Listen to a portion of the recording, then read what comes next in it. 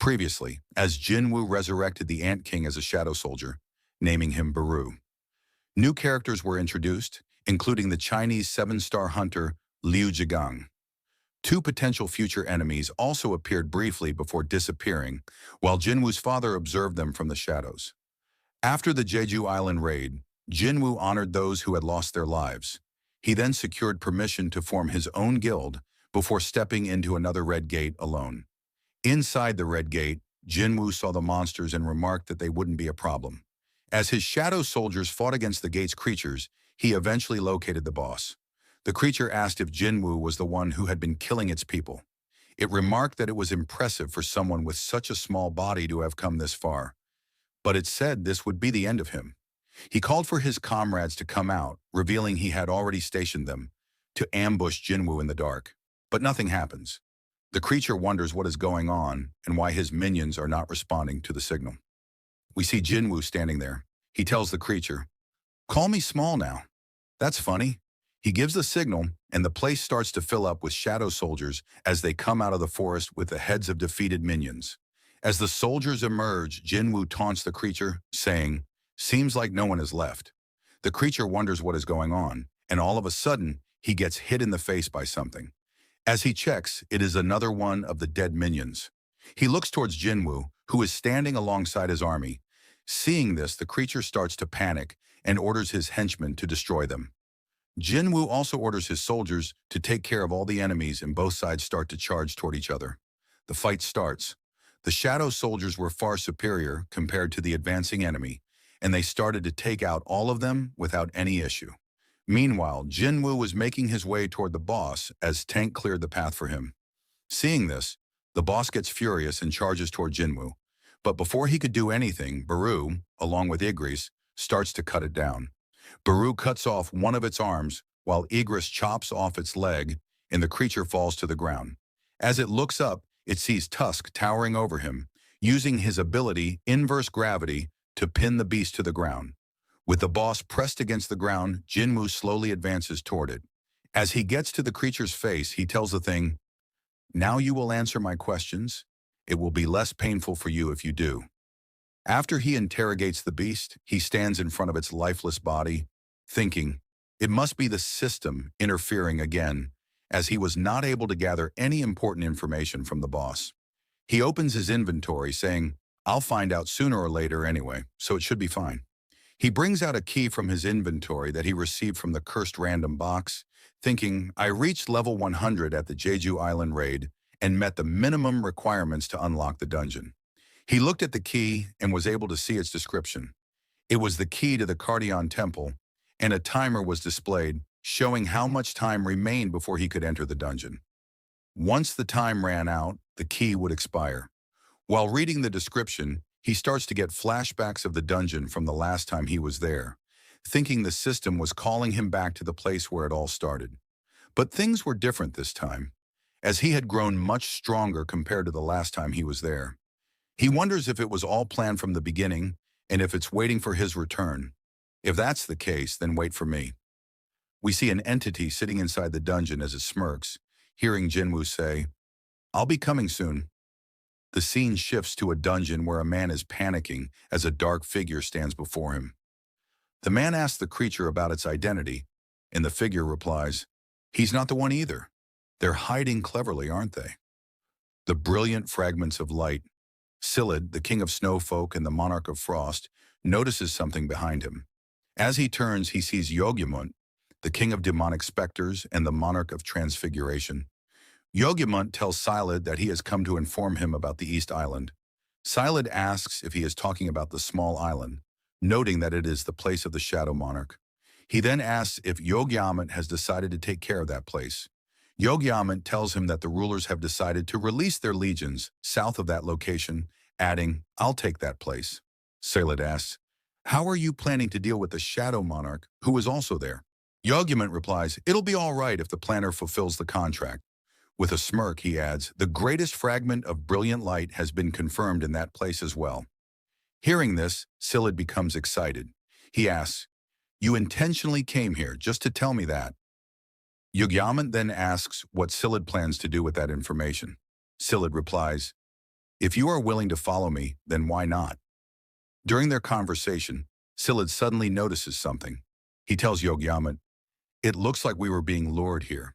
Another person walks up to them. Silid comments, "The person earlier can't possibly wield the power of the brilliant fragments of light, so I was wondering why a trace of that power was here.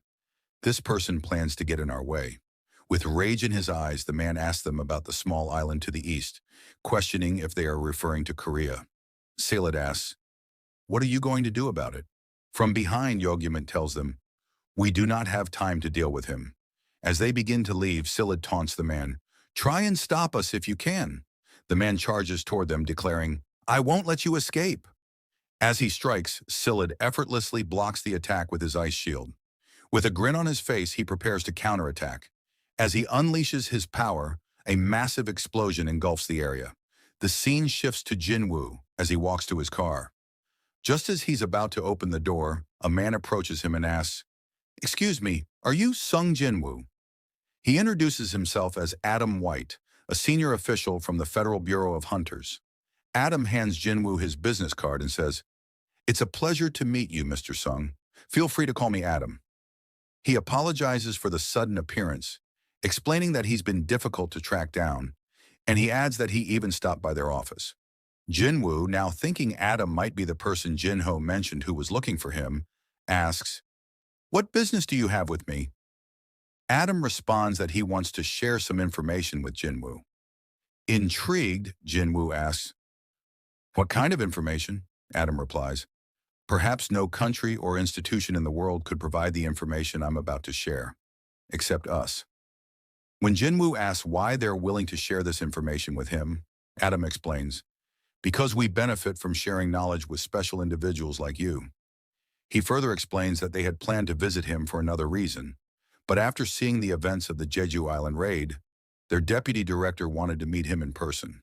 Adam smiles and adds, "I'd say this is unprecedented, and our deputy director will explain the rest of the details. There's a car nearby if you'd like to meet with him." Curious about the information Adam wants to share, Jinwoo gets into his car and thinks, "Information, huh?" Still unsure if the details they wish to provide are reliable, he tells Adam that he will give it some thought and contact him later.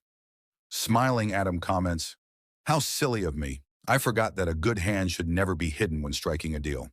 Then he adds, "An upgrader." Jinwoo is taken aback. Adam explains, "An upgrader is an awakened being who can enhance the abilities of another awakened being. Have you heard of them?" As he asks, the scene shifts to a car where Adam and Jinwoo arrive at a building. Adam then introduces Jinwoo to Michael Connor, the deputy director of the Federal Bureau of Hunters. Michael shakes Jinwoo's hand and says, "It's a pleasure to meet you." After the introductions, Adam announces that he will serve as their interpreter. Michael, being direct, slides a stack of immigration documents across the table and says, "It usually takes anywhere from 1 to 2 years for processing, but we're willing to make an exception for you." He adds, "Just say the word, and you'll be granted American citizenship in a second." Jinwoo, however, responds seriously, "I came here because Mr. White said you have some information to share with me. An awakened being who can enhance the abilities of another awakened being. An upgrader. Is it possible for a hunter's abilities to be upgraded?" Jinwoo asks. Michael smiles and replies, "Actually, the person who possesses such power is here right now." Looking to the back, he instructs his staff, "Please tell Ms. Sellner to come in." As Ms. Sellner approaches, Mr. Connor introduces Norma Sellner to Jinwoo, informing him that she is the only person in the world capable of enhancing the abilities of awakened beings. Observing her, Jinwoo thinks that she seems like a completely different type of awakened being. Michael then speaks up, telling Miss Sellner to explain to Jinwoo the extent of her powers. Miss Sellner begins by addressing Jinwoo, acknowledging that he might be skeptical about what she's about to say. She adds that everyone had the same doubtful look when they first heard it. However, she tells him that once he experiences her power, he will beg for more. This prompts Mr. Connor to call out to her as she approaches Jinwoo. Mrs. Sellner explains that Jinwoo might already be aware that every awakened individual has a limit to their strength, and no one can surpass that limit. An awakened being's rank would always remain the same unless they undergo a second awakening. This, she notes, was common knowledge among hunters. Jinwoo then asks, "But you can change that?" To which Ms. Selner responds, "Yes." She reveals that she has the power to help awakened beings break through their limitations. Through a process of 3 stages, she can lift their limitations. She adds that she didn't even know what to call this power, but she is capable of performing a force reawakening. In simple terms, she can bring out a person's true potential. Mr. Connor agrees with her and confirms that everything she says is true. However, he points out that Ms. Selner would need a long period of rest after each use of her power, which means she can only help 3 or 4 individuals per year. Jinwoo thinks to himself that he would be one of the 3 or 4 people she would help. If what she said was true, then she must have an incredible ability. He then asks, "How effective is the process exactly?" Ms. Selner explains that the results vary for each individual, but after going through all 3 stages, an individual would experience a strength increase of anywhere from 20% to 30%. Upon hearing this, Jinwoo is stunned. A 20% to 30% increase in strength seems insane. He now understands why Hwang Dong-soo had decided to go to America, despite facing so much public criticism. Jinwoo thinks to himself, who would turn down such an offer? He then asks, what if someone finds out about her powers? Mr. Connor replies, explaining that this is exactly why she is under their care. They ensure her safety while compensating her with a suitable salary. In return, Ms. Selner would help enhance the abilities of their selected hunters. Mr. Connor then introduces her again to Jinwoo, explaining that her power would be used on him as a gift. Still doubtful, Jinwoo asks, "You mean as an offer?" Mr. Connor clarifies that once he becomes a hunter for the Federal Bureau, he would be given top priority and receive preferential benefits. Additionally, they would arrange meetings with the guild of his choice and help him sign the best contract.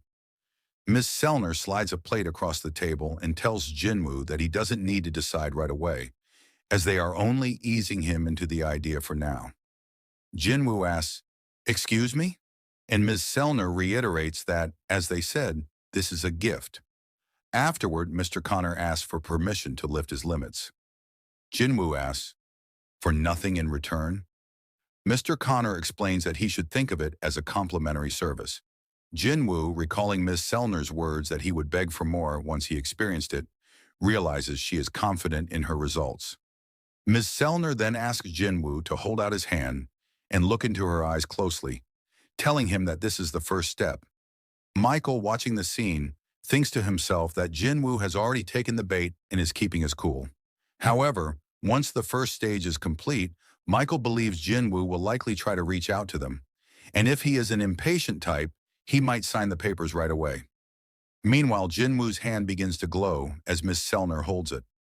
Mr. Connor reflects on Jinwoo's past achievements, how he succeeded in the Jeju Island raid with powers that had never been seen before, and wonders what else Jinwoo could accomplish.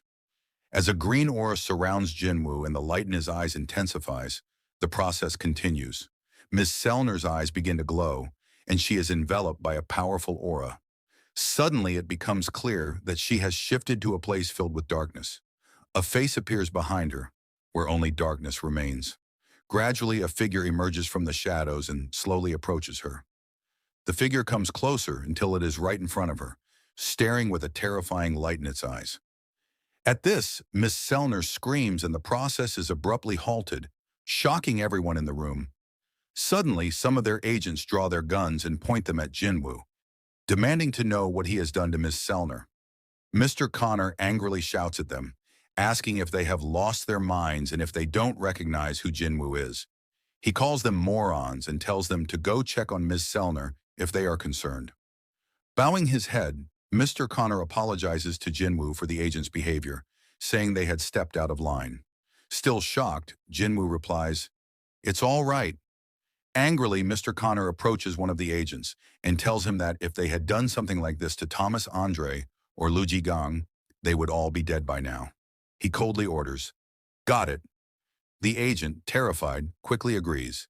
Mr. Connor then asks Ms. Selner what happened, noticing that she is still trembling. He remarks that she is drenched in sweat and asks if she is feeling unwell. After that, Mr. Connor explains to Jinwoo that Ms. Selner is feeling unwell and asks if it would be okay to reschedule the procedure for another time. Jinwoo agrees. Mr. Connor then instructs Adam to escort Jinwoo out of the room. Once Jinwoo has left, Mr. Connor turns to Miss Sellner and asks what happened. Her face is still filled with fear, and her hands tremble as she stutters, "He's a king, and a powerful one at that." Mr. Connor is stunned by her words and asks if she means Jinwoo is as strong as a national-level hunter. Ms. Sellner shakes her head, unable to explain further, and reveals that she hasn't experienced anything like this before. "He is a king," she repeats, "but not an ordinary one." She explains, adding, "While I was looking at him, he was also looking back at me, an infinite darkness within him." Ms. Sellner says that there is no limit to his power. Fast forward, we see Jin-ho sitting in the office as he takes care of some business. He says, "These haters, sending complaints after getting sued and crying like kids, that won't work." After some time, he finishes his work and thinks he has managed to single out all the groups slandering Jinwoo. As he rests, he sees Jinwoo standing behind him, who tells him, "You sure are working hard." Jin-ho thinks. He comes and goes without even making a sound. Jinwoo asks if there was any trouble. Jin-ho tells him everything is going smoothly and asks why Jinwoo is dressed like that. Jinwoo hands him a bag full of magical cores, saying, "You said we needed money for the guild." Looking at that, Jin-ho tells him they don't need to worry about salaries for the employees. Jinwoo asks what he means, and Jin-ho reminds him they need another member for the guild. To hire someone, they need to pay them salaries. Jinwoo tells him, "Even if we need a member to just fill in the empty space in the guild, we want someone who is sincere, who can stay and work with us." Jin-ho, with a serious look, tells Jinwoo there is one more urgent thing they need to take care of first. They need a name for their guild. Hearing that, Jinwoo tells him, "I thought it was something really serious." Jin-ho tells him, "This is a very serious matter." He starts suggesting names like Sungyu Guild after Jinwoo's last name, even though Yusung sounds more natural. Or maybe they could be the Wooho Guild, after the last characters in their names, or Jin Jin Guild, using their middle characters. Hearing all the suggestions, Jinwoo decides to name the guild Solo Play Guild, explaining, "After all, it's a solo player guild." Hearing that, Jinho thinks, was that supposed to be funny? As they talk, they hear a knock at the door. Jinho goes to check who it is. The person asks if this is Hunter Jinwoo's guild office. Jinho tells the person, yes, it is, and as he looks at them, he is shocked to see it is Hunter Cha. Jinho asks her what she is doing there, and Cha replies, saying she wishes to join his guild. After they sit down, Jinwoo asks her to clarify why she's there. Hunter Cha tells him, "Like I said, I want to join your guild." Hearing that, Jinwoo thinks, "I'm so confused about what's going on." He asks her if the chairman asked her to join his guild, or if maybe Hunter Choi kicked her out of the guild. She tells him that's not the reason. Jinwoo, with a serious look on his face, asks her, "So why would you want to join my solo play guild?" She is surprised to hear the name, and asks him if he really named his guild that. Jinwoo tells her, "Yes, what's the problem with the name? The vice master and I agreed to it." Jinho tells him he never agreed to anything, asking, "What about the names that I suggested?" He looks at Cha, analyzing her pulse, breath, and expression. She's pretending to be calm, but she can't fool me. "Just why are you trying to join my guild?" he asks her. "It's been 2 years since you were awakened. I assume that you're still in contract with the Hunter Guild." She tells him, "I have enough money to pay the penalty." Hearing that, Jinwoo thinks, she is even willing to pay the penalty. He tells her, "Our guild currently doesn't have enough resources to compensate for a hunter like you."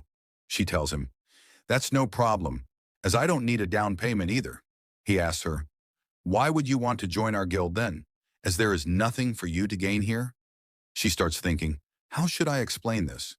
Even if I do, it'll definitely sound crazy because at first I was just drawn by the fact that his mana didn't smell like the other hunters. But during the Jeju Island raid, I thought I was going to die.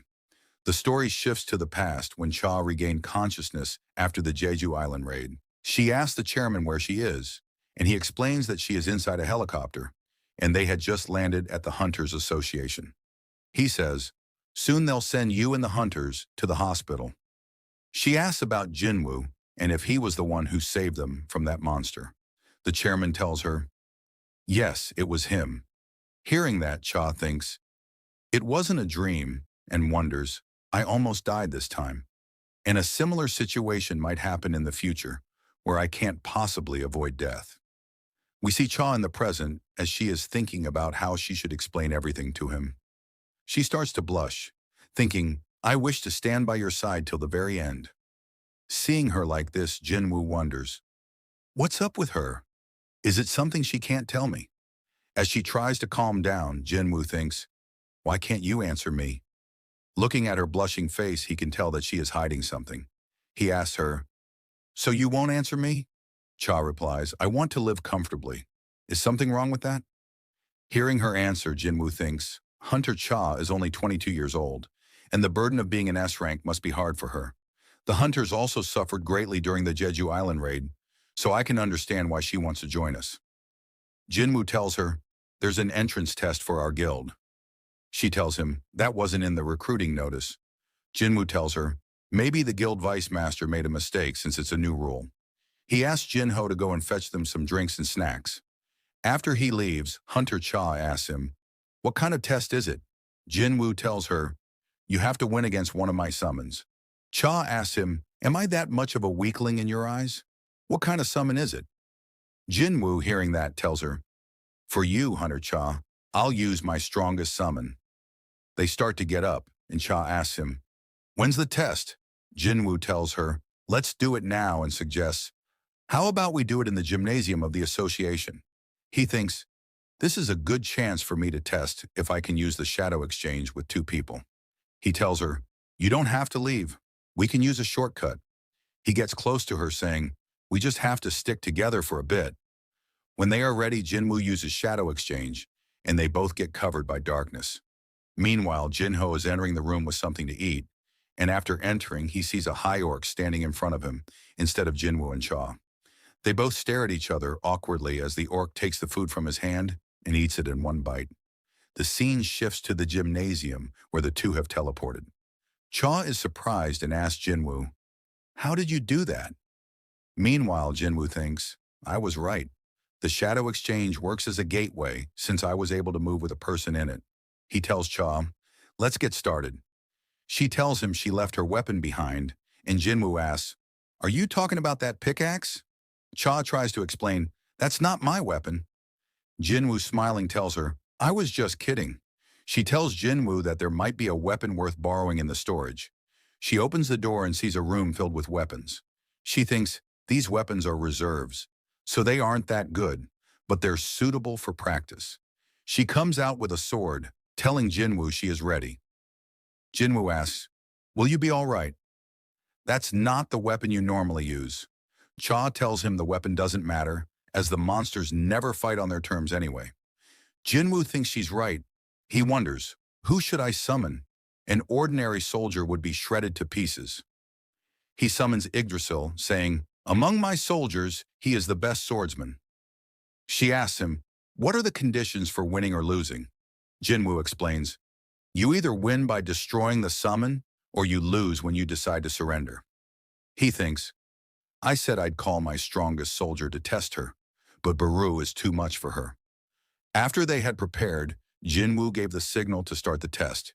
He noticed her gathering up her mana, and a thought hits him about what she said. Weapons don't matter. He stopped them, saying, wait a moment, and asked Cha to turn back. As she did, he started to take out a weapon from his inventory. It was the Demon King's longsword. He hands it to Yggdrasil, telling him to use it, and tells them to start now. They both prepare to fight. Yggdrasil, using the sword's ability, launches a powerful wave of electricity toward Cha. But before the attack lands, she manages to dodge it. Seeing this, Jinwoo thinks, as expected, she's fast. If this were an average person, they would have died at the slightest scratch of that swing. As the fight continues, they start to exchange blows, creating a lot of noise that attracts the attention of Chairman Gogenhee, who was sitting in his office. He thought there wasn't supposed to be anyone in the gym today. He called someone, asking them to connect the CCTV footage inside the gym to his room. As he looks at the footage, he notices it is Jinwoo and Hunter Cha.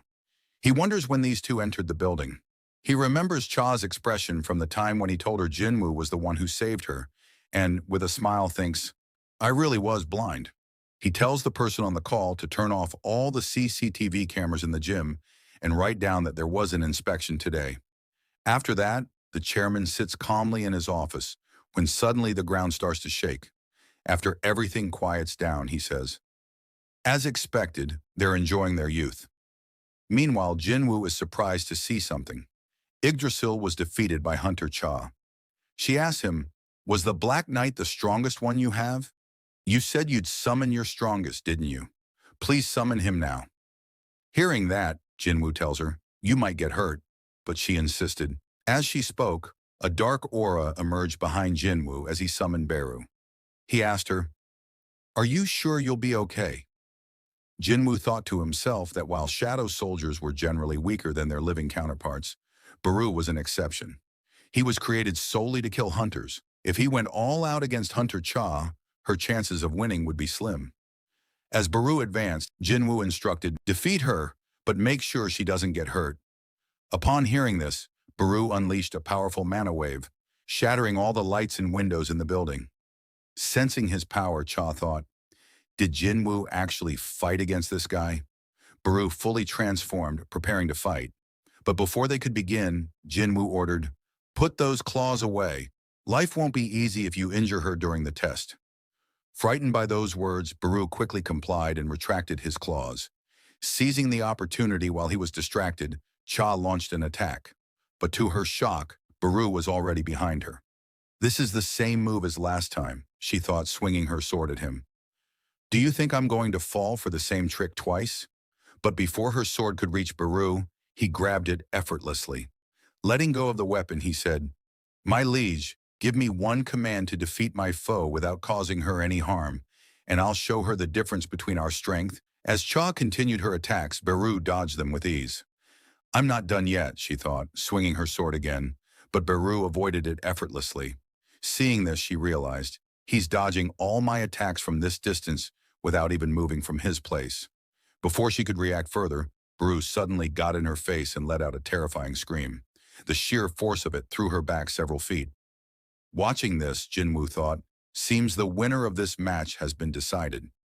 He then asked her, are you satisfied now? But Hunter Cha, unwilling to give up, replied, not yet, I can still fight. Jinwoo wondered, what's she thinking? I don't think she'd be reckless enough to keep fighting after realizing the difference in strength.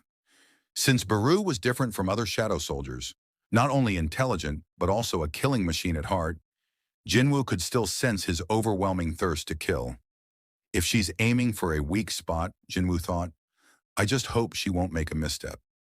Meanwhile, Beru tells Cha, a creature can recognize whether they are the predator or the prey.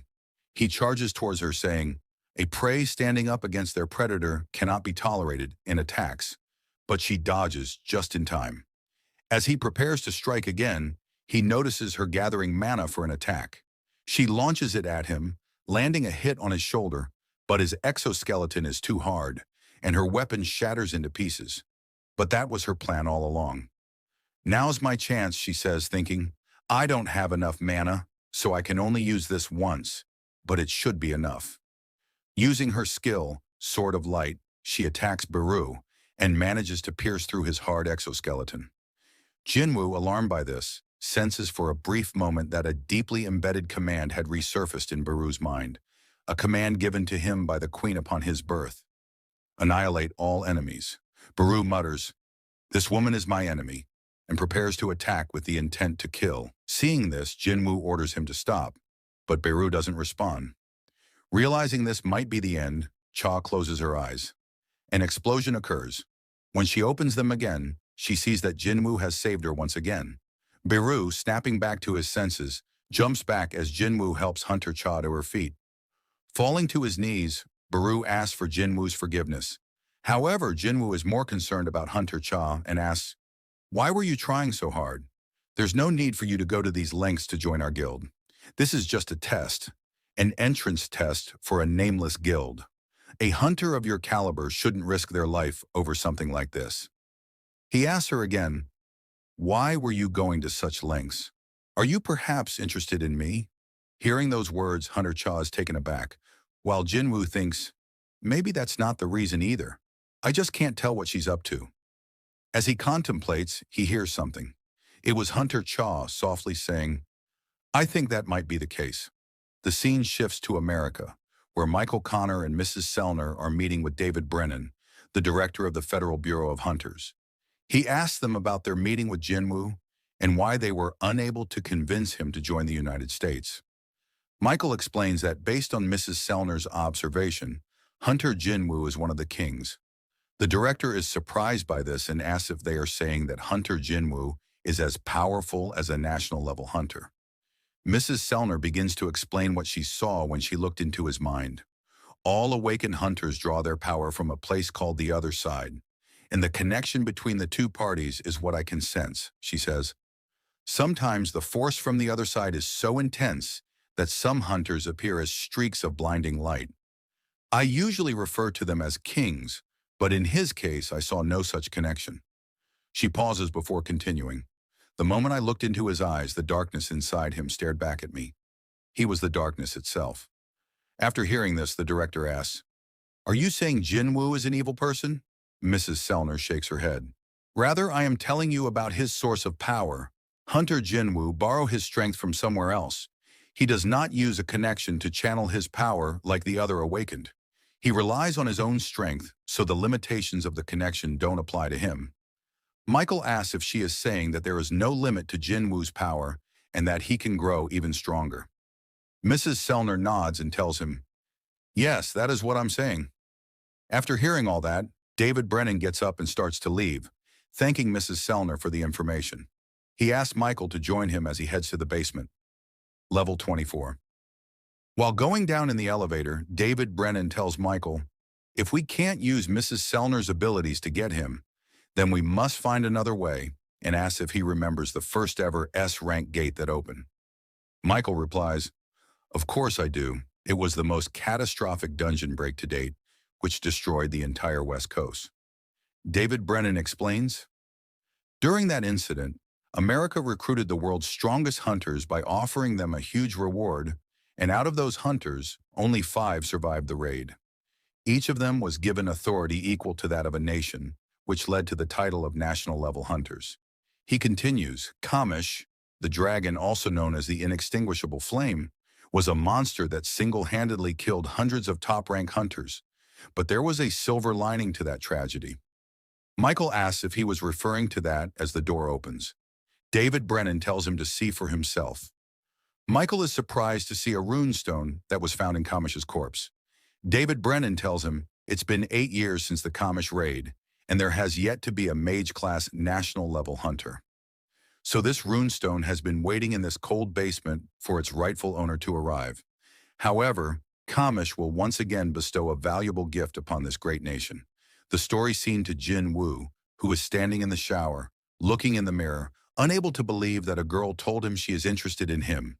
He thinks, "I can definitely tell that since my reawakening, I've grown a few inches and gotten in better shape. But am I really that attractive? Could it be because of the buffs I gained from the skill Will to Survive that any damage to my body is restored? Is that why my skin cleared up too?" He goes to Jainoa's room and asks her, "How would you rate me?" she asks. "In terms of what?" Jin Woo responds, "In terms of my attractiveness." She asks him, "Where the heck is that confidence coming from? In my eyes, you just look like a bum." Hearing that, Jin Woo gets annoyed and says, "Thanks for your biased opinion," and she starts kicking him. He tells her, "Keep that up, and you'll end up breaking your leg. Did you forget who your big brother is?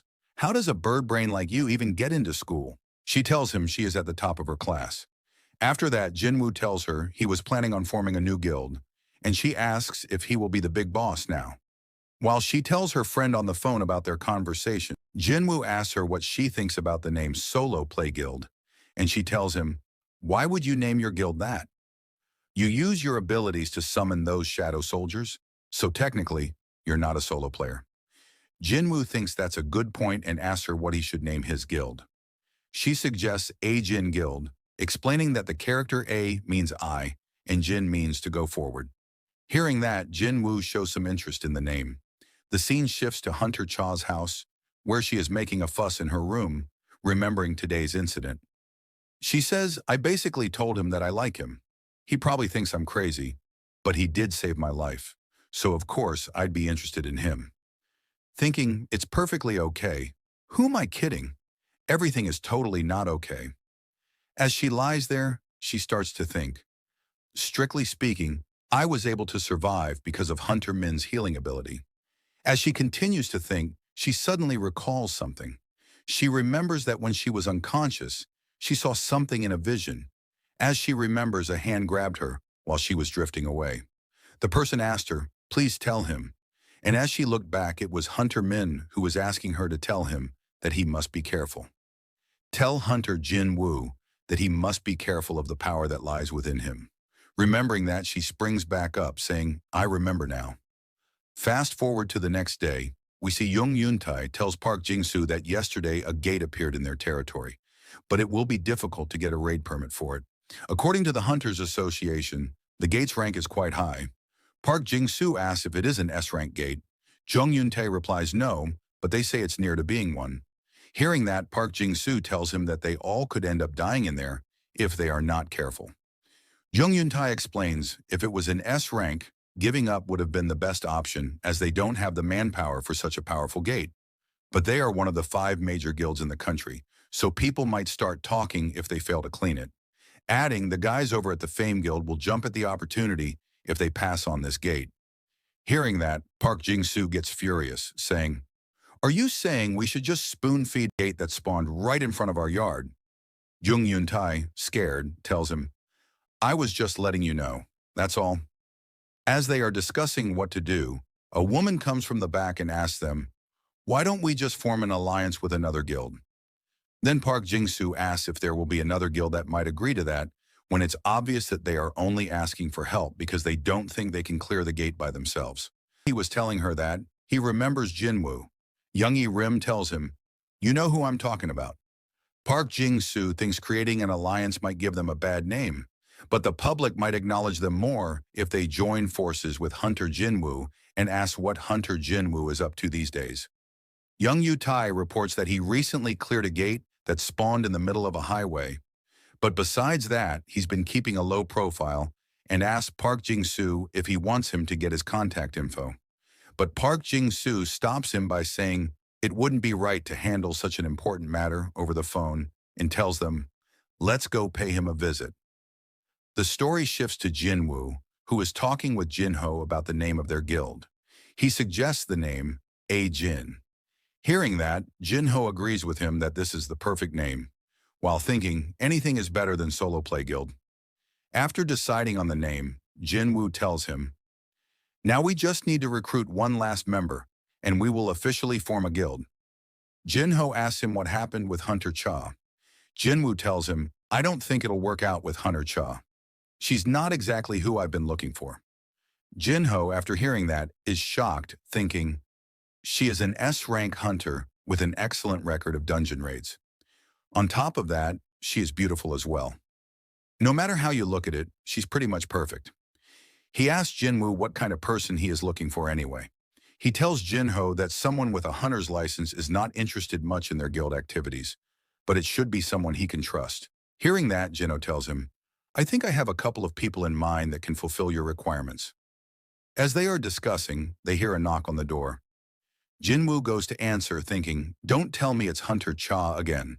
As he looks, he sees Park Young-soo along with Young Yerim and Jung Yun-tae, who introduces himself as the guild master of the Night Guild. Seeing them at their door, Jinwoo and Jinho wonder why they came to their guild office. After the introductions, they sit down, and Park Young-soo starts to explain the situation to Jinwoo. He shows him a video of the gate that recently appeared in Korea. He tells Jinwoo that this gate is huge in size and was giving out a massive amount of magic energy. Jinwoo asks if it was an S-rank gate. Park Young-soo tells him no, but it is close to being an S-rank, adding, "This is the largest gate to ever appear in Busan." Hearing the location of the gate, Jinwoo started to wonder if he should meet with Miss Jae-hee like the old times and have her treat him to sashimi. Meanwhile, Park Young-soo was telling him the reason for his visit was because the association doesn't want to issue the raid permit to their guild, as their guild lacks an S-rank hunter, and asked Jinwoo to join them in this raid so they can acquire this gate. Jung Yun-tae, in the back, was thinking if she should ask for Jinwoo's autograph. Park Young-soo proposes the deal to Jinwoo, saying usually when an S-rank hunter participates in a raid, he takes 10% of the share, but he is willing to give him 20% of the profits for this dungeon. Jinwoo, hearing that, tells him to make it 50 to 50, adding, "I will cooperate if you are willing to ally with my guild and not just with me as an individual," telling them he just happened to establish a guild under the name of Jin Guild. Park Young-soo tells him, "In that case, let's do it 40 to 60. Jinwoo tells him he wasn't trying to bargain with the Night Guild, as he was not the one who needed help. Hearing that, Park Young-soo thinks, "I thought things would work out just fine because he's still young and looks friendly, but I see now that he is no pushover," and agrees on the condition that Jinwoo will take care of the boss. After the discussion, Park Young-soo tells Jinwoo that the gate appeared a couple of days ago, so they need to start the raid tomorrow at the latest, and asks Jinwoo to come with him. But Jinwoo tells him, "No, I will see you guys tomorrow. I have some errands to check on," saying, "I won't make you guys wait." While talking, Jinwoo receives a call and wonders who it is. He excuses himself, saying he'll be back after attending this call. He answers the phone, and it is his mother. He asks her if she bought a new phone and if she was calling at the wrong time. Jinwoo tells her it's nothing like that and tells her, "Let's have dinner together tonight." Fast forward to the next day, we see a huge crowd next to the gate in Busan. These were all hunters from the Knights Guild who were preparing to participate in the raid. Park Young-soo, already in his armor, was looking at his phone thinking, "We should have made him come with us yesterday," and wondered if he was going to be late. Looking at the time, he said, "We will be leaving in 5 minutes." Meanwhile, Jinwoo was getting ready to head to the location. Looking at the weather, he wondered if Gina brought an umbrella with her, and using his shadow exchange, he teleports to the location. The scene shifts to Gina's school, where some students are walking in the hallway, discussing the art teacher who was making them do all the work that he was supposed to do himself. After arriving in a classroom, they notice it was all dusty, as the place had been closed for a while and no one had cleaned it. In a corner, one of the students notices something. He sees a gate and tells his friends about it. He approaches it, saying, "What are you scared of?" The gate is secure when it is closed like this, and only the hunters can enter or come out of it. He says it will take about a week for the gate to open. Hearing that, one of the boys tells them that the place had been neglected for the whole semester. As they were talking, they failed to notice that cracks had started to form on the gate seal. All of a sudden, a hand comes out of it, grabbing the head of the boy standing next to the gate. He starts to struggle, trying to free himself. He looks at his friends, asking for help, but it was too late as the creature crushes his skull right in front of his friends. The students see a monsters coming out of the gate. The hunters were greatly excited by the smell of flesh and blood, but these two were just scouts, so they suppressed their instincts and prioritized their mission. One of the creatures senses humans in the building. He tells the second monster, "This building is as complex as a castle," and asks him to call for the brothers, as he will start the hunt first, saying, "We'll massacre all the humans in this castle and fortify our position. Then we start hunting for real." As he gets out of the room, he sees some students in front of him. Before they could notice the beast, it was already upon them. The scene shifts back to Jinwoo, who had arrived at the location. Looking at the gate, he comments, "It's bigger in person." He looks at the team and notices the mining team and the collection team, along with 13 A-rank hunters and 20 B-rank hunters. Looking at all of them, Jinwoo thinks, they have this many A-rank hunters, as expected of the guild with the most A-ranks. As he was thinking, he gets swarmed by the hunters that were about to participate in the raid with him. They start to ask him questions about his abilities and if he was taking the lead in today's raid. Seeing all this, Jinwoo gets confused, and Young Yerim steps in, stopping all the hunters, saying they were making Jinwoo feel awkward. She introduces herself to Jinwoo, saying she is an A-rank healer of the Night Guild's assault team. Jinwoo notices Park Young-soo behind him. Park Young-soo tells Jinwoo that he will explain everything to the team now. He tells them he will be the one to lead the raid. Hearing that, the guild members tell him, shouldn't Jinwoo lead, as he is an S-rank. Hearing that, Park Young-soo tells them, Hunter Jinwoo will be in charge of the rear and make sure that we're safe. Hearing that, they ask if he thinks that they are so weak that they need someone else's protection. Park Young-soo explains to Jinwoo that it might have been a bit rude, but they usually have this kind of atmosphere. And Jinwoo tells him that just means they are that confident. After the talk, they start to make their way into the dungeon. The scene shifts to the Hunters Association Emergency Call Center, where a phone operator receives a call from someone. The person, scared, tells the lady that there were monsters outside, saying a dungeon break occurred in their school. She asks where she was calling from. The girl tells her that she was hiding in the bathroom, scared. She explains everything to her, saying, "I was with my friend," and all of a sudden, monsters appeared and started to kill everyone. Hearing that, the operator tells her that the hunters are heading there right now and asks her to calm down. She asks if she knows what kind of monsters they were. The girl tells her she saw them on TV and describes them as having green skin. Hearing that, the operator is terrified. She tells the girl to run away from there, as those things are orcs and they can smell their prey from a distance. But it was too late, as an orc found her, and the operator was horrified as she heard the screams of the girl who was asking for help. Meanwhile, in the school, the students were running out of the building as the orcs took out the ones trapped inside. The orcs start to discuss how they lost half of their prey, as the second one tells them it was okay, as there are still many left. They say that they managed to block the escape path, and now will go up another floor and take out all of the remaining humans. Meanwhile, the students had barricaded themselves using tables and chairs and trapped themselves inside a classroom. But it was no use, as one of the orcs destroyed the door. As the students looked at the scene in horror, they saw an orc covered in blood coming straight toward them. Seeing an opportunity, one of the students started to run toward the window, trying to escape while the orc was distracted by the other students. As he got close to the window, he saw two red eyes staring at him. Before he could react, he saw an axe coming straight toward his head. In the blink of an eye, it was over for him, as more orcs surrounded the classroom. One of them sensed a student with magical energy. He told the leader about that, and he told them to kill her first. We see Jaina and Han Song-yi standing at the back, scared as she calls for her brother. Han Song-yi, seeing no way out, tells Jaina, "Even though I'm an E rank, I am an awakened," and prepares to fight while Jaina is trying to stop her. As the orcs approach them, one of them asks if that is the human he was talking about. The second orc tells him, "No, I sense something much more powerful right next to her." It swings its axe toward Jaina, saying, "The smell is coming from that girl. She must die." Both girls close their eyes, but as Jaina opens her eyes, she sees a high orc standing in front of her who managed to stop the attack. Looking at it, she understands it was her brother who had placed these soldiers around her for her protection. With one swing of a punch, the high orc managed to launch the orc into the air, and it went flying through the ceiling, shocking the rest of the monsters in the room as three huge orcs surrounded Jaina. The scene shifts back to Jinwoo and the Knights Guild, who had entered the dungeon.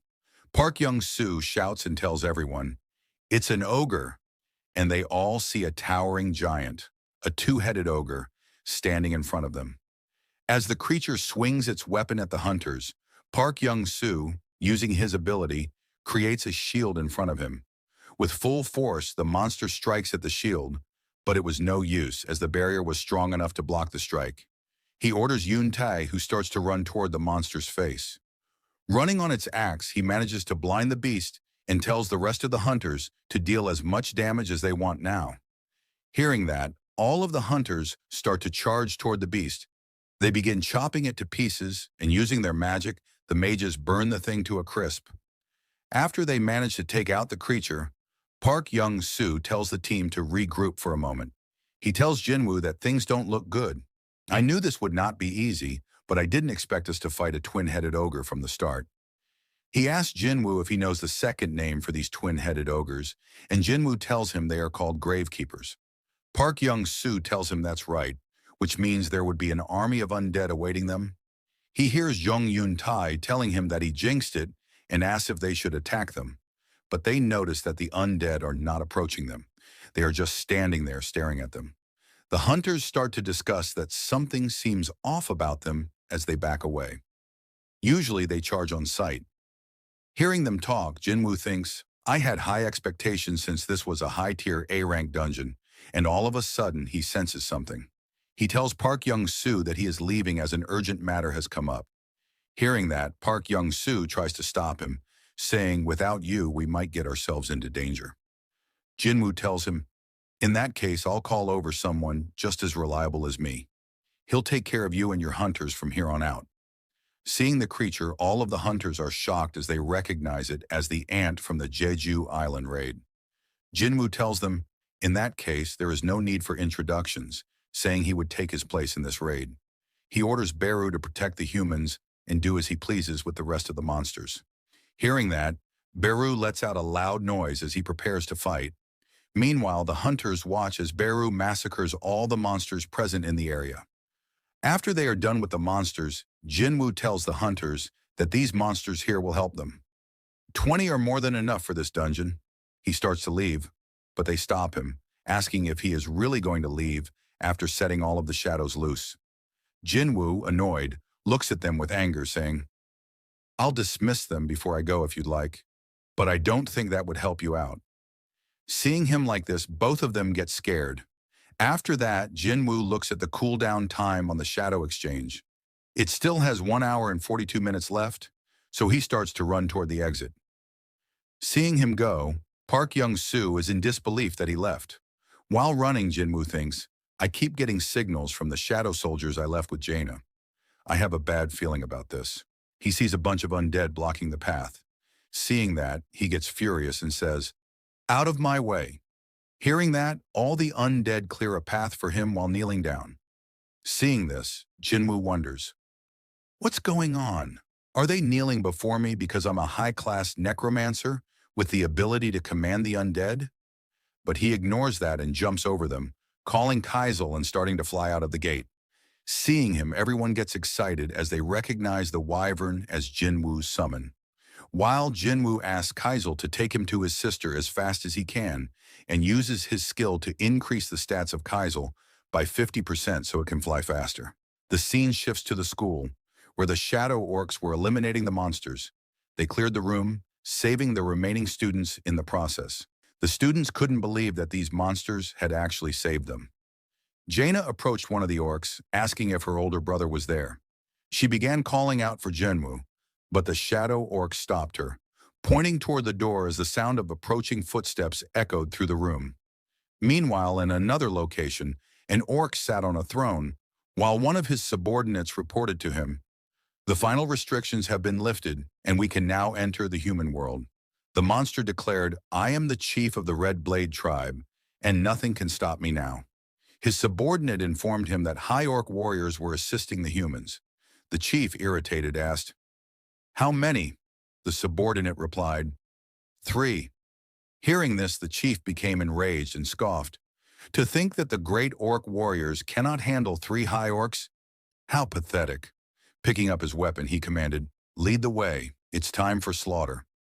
Meanwhile, back in the dungeon, the hunters grew anxious, seeing the insect monsters swarming around them. They pleaded with Park Jung-soo. They feared that if the monsters considered them enemies, they wouldn't stand a chance. Park Jung-soo, however, insisted they couldn't just leave. "If we back out now, there will be no way to deal with the reporters outside. We can't stop just because we're afraid of some summons." Just then, Beru suddenly approached him. Seeing Beru up close, Park Jung-soo was terrified but kept his composure. He said, "Let's go." In an instant, Beru vanished and reappeared in front of him, startling him so much that he fell to the ground. Without a word, Beru tossed something toward him before turning to leave. The rest of the hunters rushed to check on Park Jung-soo, asking if he was all right and whether they should follow the monsters. Instead, he told them, "First, let's take a look at this." As they examined what Beru had brought, they realized it was the head of the Death Knight. Staring at it in shock, Park Jung-soo muttered, "It killed the highest-ranked monster in an instant. To think they're this strong." He asked if anyone still wanted to quit, but when he looked up, he was the only one still sitting. The rest of the hunters had already started following Beru and the other monsters. Back at the school, the Shadow High Orcs were trying to protect Gina from the attacking orcs, but the chief was too powerful for them. He declared, "Orc tattoos are a symbol of victory. They are proof of how many enemies I've slain." He then attacked, taunting, "Keep me entertained, High Orc warriors." However, one of the Shadow High Orcs blocked his strike, impressing the chief. "You managed to stop my sword," he said, "but you have no chance." With that, he sliced through them. Yet the soldiers began regenerating instantly. The chief was stunned. Is this some kind of spell? No matter how much he cut them, they kept coming back. Suddenly, he started hearing voices in his head, urging him to kill humans. "It's getting worse. I need to end this quickly." Realizing the soldiers were likely controlled by someone, he thought, if they move because of magic, I just need to take care of their controller. His eyes then locked onto Jaina, hiding behind the high orcs. He ordered his minions to seize her, instructing them to keep attacking while the high orcs were momentarily powerless during regeneration. Slowly, they overwhelmed all three shadow soldiers. Panic spread among the students as the chief grabbed Jaina by the mouth, lifting her into the air. "As I suspected, it's you. I can sense the magic power." Jaina trembled in fear.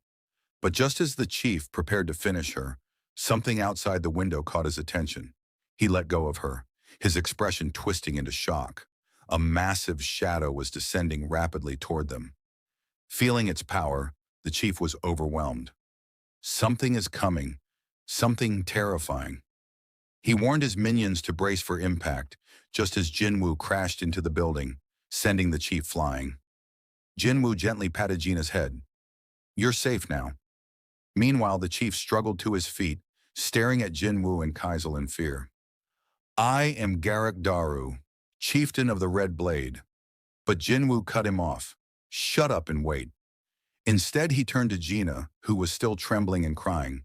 Hugging her tightly, he whispered, "I'm sorry for being late." Checking on the others, he turned to Han Songyi. "Are you okay?" She shook her head. Noticing the red mark on Jaina's face, Jinwoo's eyes burned with fury. Without hesitation, he summoned Igris. "Protect Jaina." Then, glaring at the remaining orcs, he commanded his shadow soldiers, "Take the students and head downstairs." As one orc attempted to flee, Jinwoo growled, "I said don't move." Once the students had evacuated, the orc leader confronted him. "So those immortal high orcs were your soldiers.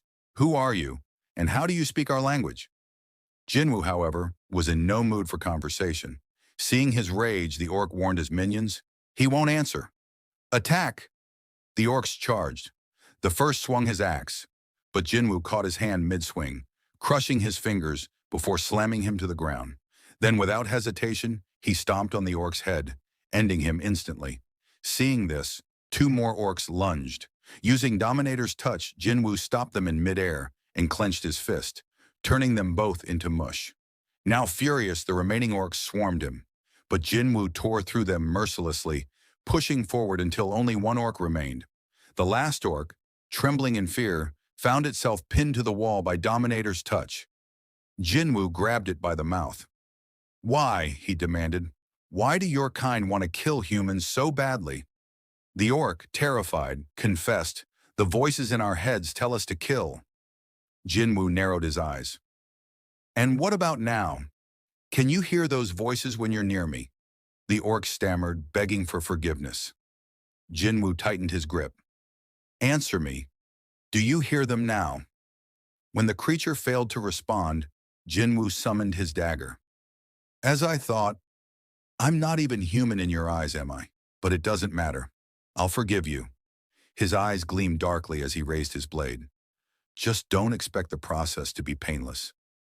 Back in the dungeon, young Cha Hyen was pulling on something, saying, "Don't you know how expensive that is?" She was trying to stop one of the shadow ants from eating a monster.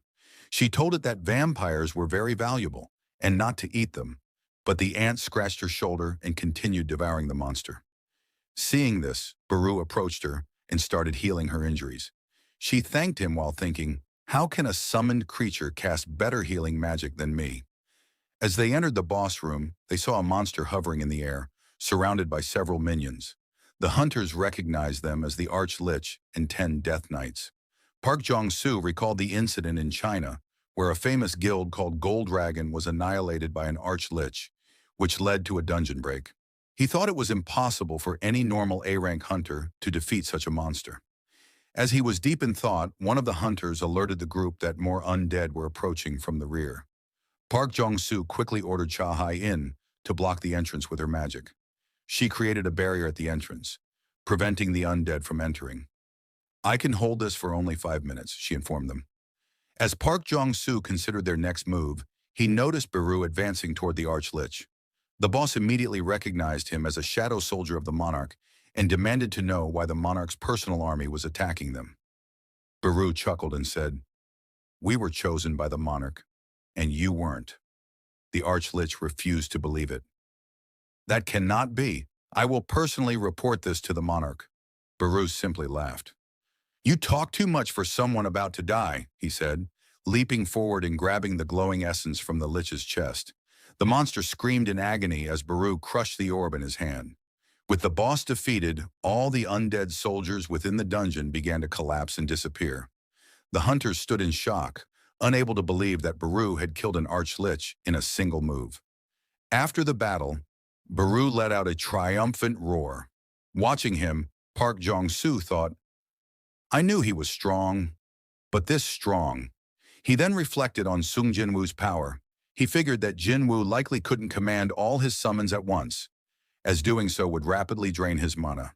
However, based on their overwhelming strength, even if Jinwoo only summoned half of his army, he could still wield a force more powerful than a major guild. Back at the school, the Hunter Association had arrived to control the situation. Jinwoo was sitting with Chairman Go Gun-hee in his car. The chairman informed him that the 213 students who had quickly escaped were all safe, while only 10 others were rescued from the building. However, all the remaining students were gone. He then handed Jinwoo his phone, displaying a graph that showed the number of gates appearing in that area over the last 6 months. He explained that all countries were experiencing an exponential surge in gate appearances, as well as an increase in the number of newly awakened hunters. In other words, while the number of gates is rising, so is the number of hunters who can close them, he stated. Jinwoo then asked why the chairman wanted to meet with him today. In response, Go Gun-hee handed him a stack of documents, explaining, "People from Japan, the United States, China, Russia, France, the UK, Germany, and even some countries in the Middle East wish to meet with you. These documents contain their official requests." He added that some had likely already reached out through unofficial channels. While the association could protect Jinwoo's personal information as he had requested, they had no right to stop these foreign parties from making contact. The chairman then urged Jinwoo to consider staying in Korea, emphasizing that if he were to leave, the country would struggle to adapt to the global changes occurring. As they neared a hospital, the chairman informed Jinwoo that this was where his younger sister, Gina, had been taken. As Jinwoo prepared to leave, Go Gun-hee assured him that he would provide whatever resources were necessary if he chose to remain in Korea. He stressed that the nation had already lost 3 of its 10 S-rank hunters and could not afford to lose another. Hearing this, Jinwoo replied, "In that case, I'd like to enter high-rank gates alone from now on. Can you make that happen?" The chairman, surprised, asked if that was the reason Jinwoo had created his own guild. He thought to himself, a one-man assault squad, and acknowledged that while it would be difficult, it was not impossible. Fast forward, we see Yu Jinho on a call with someone, inviting them to join their guild. The person on the other end was his cousin, Yu Suk-young. Jinho tried to convince her to join their guild rather than becoming an ambassador for his father's guild. She questioned his reasoning. She was skeptical, asking if he was trying to recruit her for a guild that hadn't even been officially formed yet, and whether he was sure he wasn't being scammed by some shady guy. However, once she learned that Sung Jinwoo was the one creating the guild, she became interested. Upon arriving, Jinho introduced her, saying, "This is my cousin, Yu Suk-young, an A-rank hunter." Seeing how excited she was to meet Jinwoo, Jinho commented, "You're the real celebrity here." Meanwhile, Jinwoo thought to himself, is she really an A-rank? As they sat down, Jinwoo warned her that joining their guild would create a stir and asked if she was prepared for that. She confidently responded, "Anything is better than getting mixed up with Yujin Sung." Jinwoo, confused, asked who she was referring to. Jinho clarified, "That's my older brother." Jinwoo then asked, "The one with the bad personality?" After their discussion, Yu Suk-young asked Jinwoo if she could take a selfie with him to post online. The scene shifted to the Hunter Association building, where Senator Nam Jung-wook was protesting against Chairman Go Gun-hee's appeal to allow Hunter Sung Jinwoo to enter high-level dungeons alone. He told those present that the regulation had been put in place as soon as Hunter Sung Jinwoo established his guild. "If this isn't preferential treatment, then I don't know what is," he added, stating that the Hunter Association exists for the good of all hunters, not just Hunter Jinwoo, and demanded an explanation from the chairman. Chairman Go Gun-hee admitted, "You're right. This is preferential treatment." He then explained the reasoning behind this decision. He posed a question.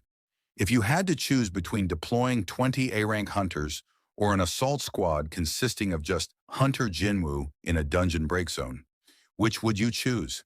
He reminded them that guilds worldwide were desperate to recruit Jinwoo and questioned whether they truly believed he would remain in Korea if they refused to compromise with him. "Are you planning to make the same mistake again, like when Hunter Hwang Dong-soo left for America?" He then emphasized, "If you think this type of preferential treatment is unreasonable, I urge you to consider who will save your life when another S-rank gate appears here in Korea." Meanwhile, Hunter Cha Hai-in was looking at her phone, staring at a picture of Jinwoo with Yoo Soo-yeon. Seeing this, she began to tremble before letting out a frustrated scream. Fast forward, and we see Jinwoo with Yoo Jinho, preparing for their guild's first raid. Upon seeing the gate, Jinho remarked, "I've never seen anything like this. This gate is massive." They were soon surrounded by reporters bombarding them with questions, including inquiries about Jinwoo's relationship with his guild member, Yoo Soo-hyun. Jinwoo turned to Chief Woo Jin-chul. "I thought the association was keeping my personal information private. What happened?" Chief Woo explained, "We can protect your personal details, but we can't prevent the public from discovering the location of the gates."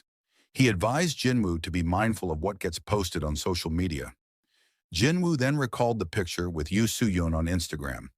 As they prepared to enter, Jinho suggested hiring a mining and collection team, as he didn't think he could handle everything himself. However, Jinwoo reassured him, "Don't worry about that. My shadows will take care of everything." Woo Jin-chul observed the mana readings of the shadow soldiers and was astonished. All of them were B rank or higher. He commented, "A squad like this is more than qualified for a raid permit into an A-rank gate." It became clear that Jinwoo was making a mockery of those arguing over whether this was preferential treatment. Woo Jin-chul then announced, "I've been ordered by the chairman to observe your raid. He wants to confirm whether this is truly a safe idea. Would it be all right if I accompany you as a representative of the inspection team, just for today?" Jinwoo smirked and asked, "Are you sure you'll be okay in there with us?" Woo Jin-chul was puzzled by the question. Fast forward a few minutes, and we see Woo Jin-chul sweating profusely as he witnesses Jinwoo's shadow soldiers effortlessly tearing through A-rank monsters. This is an A-rank monster. A Naga, he thought. Even elite hunters with exceptional combat and magic abilities would struggle against these creatures. Yet Jinwoo's army overwhelmed them with ease, their regenerative abilities making them nearly unstoppable. His gaze locked onto Igris. "That one is especially powerful." He watched as the blood-red commander effortlessly dispatched multiple enemies with his sword. Woo Jin-chul then noticed something else. Only mages of the highest caliber can wield lightning magic. Is that really an A-rank? Realizing it was likely even stronger, he wondered, if I were to fight that thing one-on-one, would I even stand a chance? As the battle continued, Woo Jin-chul spotted an ant-like shadow munching on a dead monster. Jinwoo swiftly kicked the ant, sending it flying into the ceiling. "I told you not to eat those. Do you have any idea how valuable these corpses are?" He then turned to his lower-ranked soldiers and ordered, "Get back to mining those mana crystals." Seeing him work, Woo thought, he's capable of clearing an A-rank dungeon, retrieving corpses, and mining mana crystals all by himself.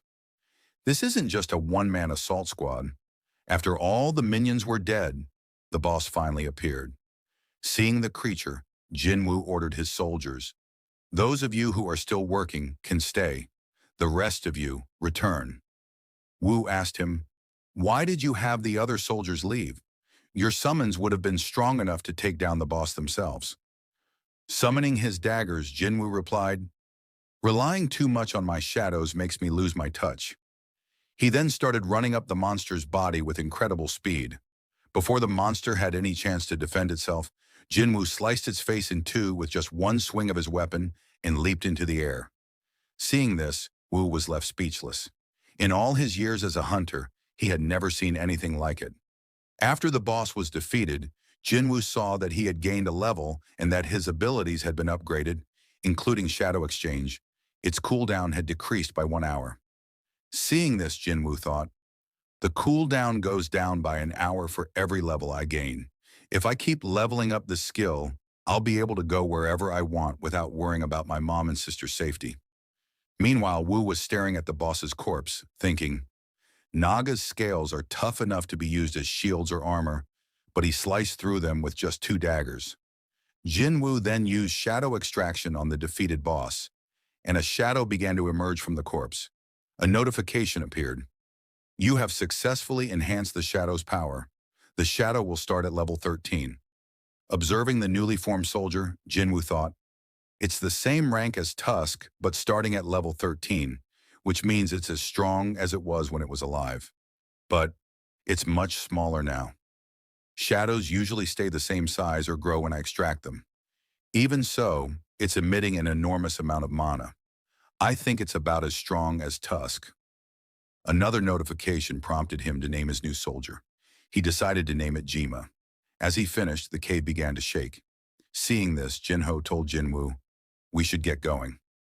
Looking at the boss's corpse, Jinwoo thought, what do I do about this? After a while, Tusk emerged from the gate carrying the boss's dead body on his shoulder. Reporters immediately recognized him as one of Jinwoo's summons and began taking pictures. As the rest of the squad exited the dungeon, Wu appeared completely overwhelmed by everything he had witnessed inside. Later, we see Wu sitting in the chairman's office, reporting everything he had seen in the dungeon.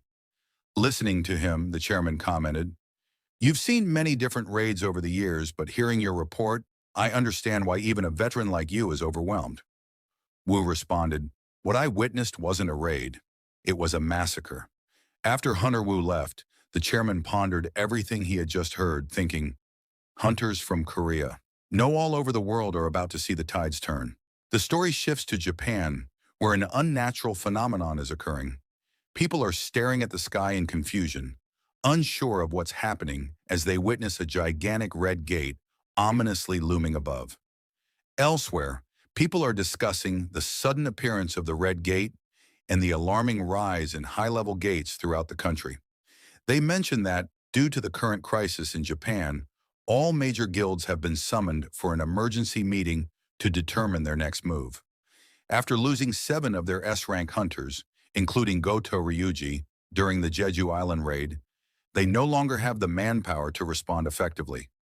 As the conversation continues, the remaining S-rank members of the Draw Sword Guild are seen walking toward the conference room. Observing them, some individuals comment on how President Matsumoto of the Japanese Hunters Association is reaching his limit after the loss of Goto Ryuji.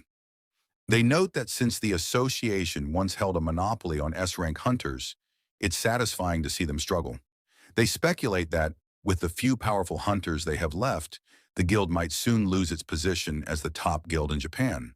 Sugimoto overhears their remarks, stops, and glares at them with a death stare, causing the men to back off in fear. After they leave, Minoru remarks to Sugimoto that those people weren't nearly as bold before, but now that Mr. Goto is gone, they're starting to act up again. Kane adds that there's a rumor circulating. The Black Tiger Guild and the Snow Cloud Guild are planning to merge, and the combined number of S-rank hunters in those 2 guilds would be 4, the same as theirs. Unfazed, Sugimoto replies that there's no need to worry. Despite having S-rank hunters, those guilds are still weak and lacking in real strength. Inside a government meeting room, a man angrily yells at the officials, demanding answers as to why the Hunters Association hasn't responded to the S-rank gate that appeared in the middle of Tokyo. He asks if they still haven't come up with a plan and expresses fear about the consequences of a dungeon break. Matsumoto Shigeo, chairman of the Japanese Hunters Association, explains that their current S-rank hunters aren't capable of handling an S-rank gate, not unless they enlist the help of national-level hunters. Another official counters, saying that asking such obvious questions is pointless.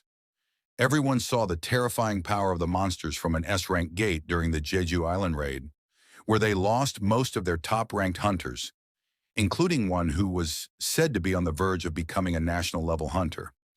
He warns that attempting to clear another S-rank dungeon without national-level support could lead to similar losses.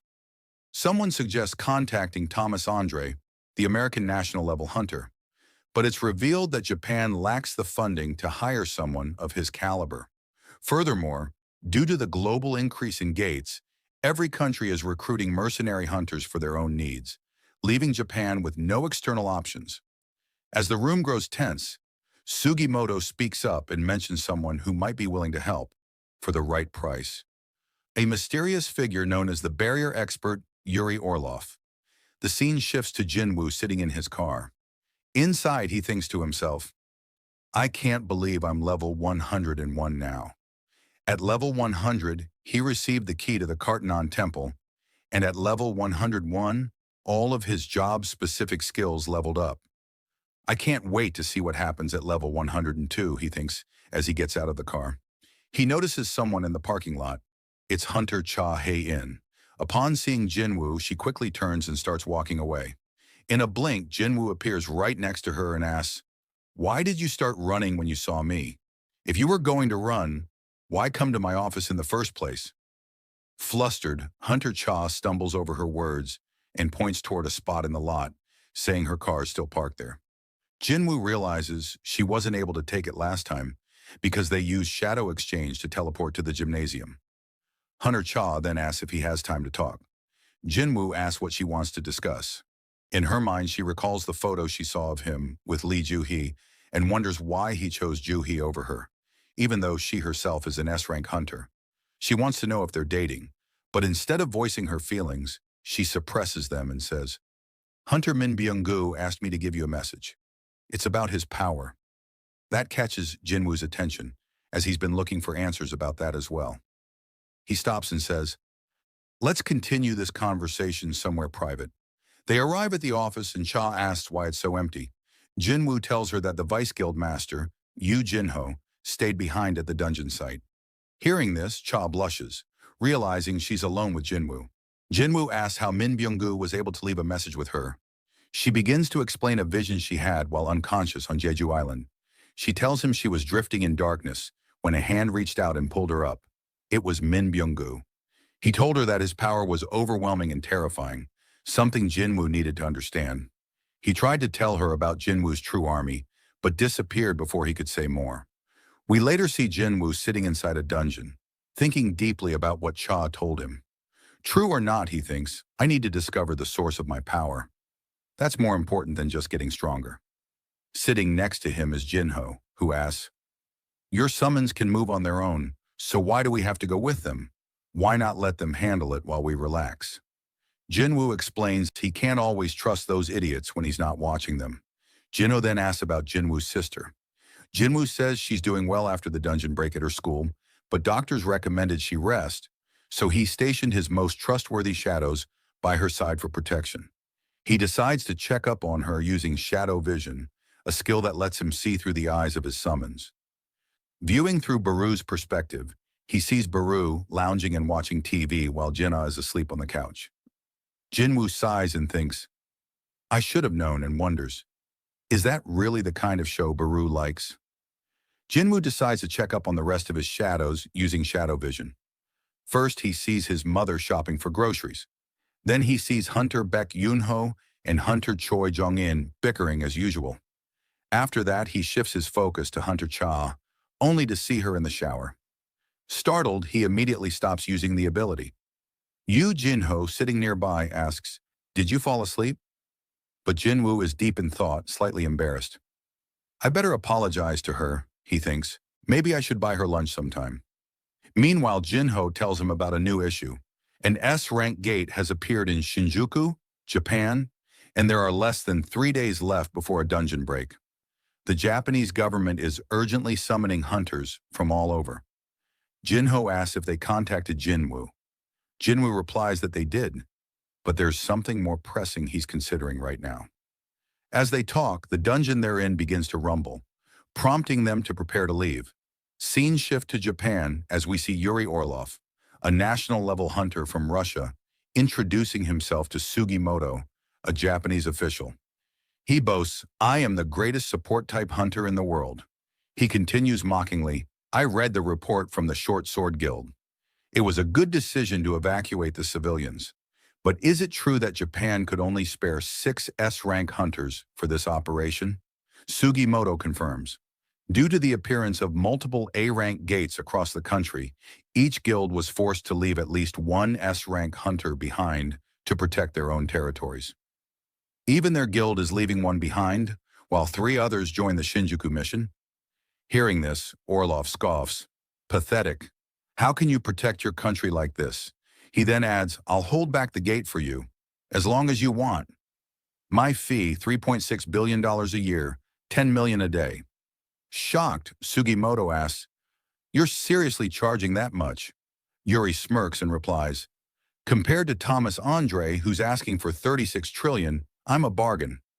Minoru, one of the Japanese hunters, turns to Kanzaki and asks what the drunk is saying. Kanzaki, who knows Russian, answers, "I'm not entirely sure, but I can tell it's nothing good." Yuri then says bluntly, "Are you trying to save your country or save your money?" He insults the other Japanese hunters standing nearby, prompting Minoru to step forward asking, "Did he just insult us?" Kanzaki replies, "I didn't understand the words, but the meaning was clear enough." Suddenly, they find themselves trapped inside a magical barrier, unable to move. Yuri calmly says, "You won't be able to take a single step without my permission." Minoru struggles and wonders how an S-rank hunter like him could be restrained so easily. With a smug grin, Yuri turns back to Sugimoto, saying, "I'll stop your S-rank gate. I'll even let them go, free of charge. How about that?" Sugimoto, left with no better option, reluctantly agrees. "I've confirmed your abilities, but I need to make a call first." Back in Korea, we see Jinwoo getting ready to enter the double dungeon. As he prepares, his mother gently asks, "Your mother doesn't have to worry about anything, right?"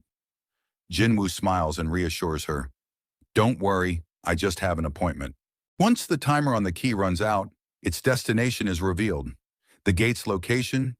Gina's school. Jinwoo quickly heads there. Upon arrival, he spots several Hunter Association agents standing guard outside the gate. He walks up to them and asks, "How long has this gate been here?" One of the agents replies, 3 days. It's just a C-rank gate. A Hunter assault squad entered it about 2 hours ago." Jinwoo immediately tells them, "You need to call them back. They're in danger. If they stay inside, they'll die." Without wasting time, he begins to enter the gate. "I'll return with the assault squad." Meanwhile, the assault squad has already made their way through the dungeon. They come to a halt in front of the boss room, but the door is locked. They try everything, including magic, but nothing works. As they're discussing what to do next, a voice calls out from behind them, "It's a trap." Startled, the squad turns around to find Jinwoo standing there. Suspicious, they ask, "Who are you? What are you doing in this dungeon?" Jinwoo calmly answers, "I'm a survivor of a double dungeon." One of the hunters suddenly recognizes him. "Wait, are you the new S-rank hunter of Korea?" Jinwoo nods and tells them, "This place is extremely dangerous. You all need to leave. I'll handle things from here." He approaches the door and sees a system notification. The gate to the Kartanon temple is currently locked. Please insert the key. Jinwoo takes out the temple key, thinking to himself, "This is different from the last time." As the door opens, the other hunters stare in disbelief. "How did he open it? It wouldn't even budge for us." One of them steps forward and says, "This dungeon was purchased by the Dragon Guild. It's their property. You have no right to order us around." The others echo similar thoughts. Jinwoo replies firmly, "I won't stop you. Anyone who wishes to enter the gate, please feel free to enter." One of the hunters steps forward and enters the room. Instantly, Jinwoo receives a system alert. An individual without the temple key has entered. Access denied. Suddenly, a stone statue comes to life and swings its massive sword toward the intruder. Just in time, Jinwoo grabs the hunter from behind and pulls him out of the room, saving his life. He looks at them all and says, "Every monster in this dungeon is like that. Are you still willing to enter?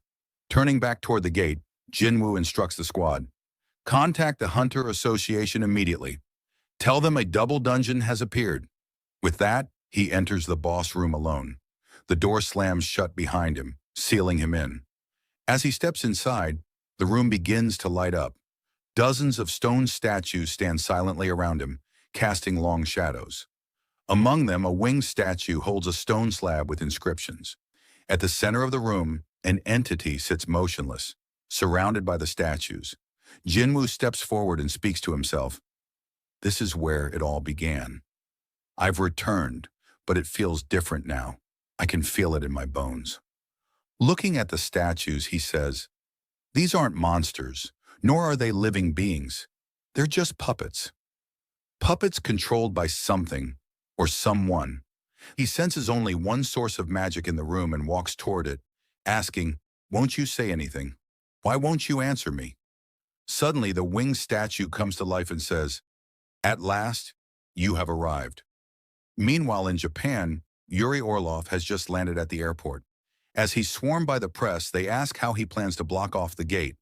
He explains that he'll use the same strategy he's used before, drawing a massive magic circle around the gate and pouring his mana into it, preventing anything inside from escaping.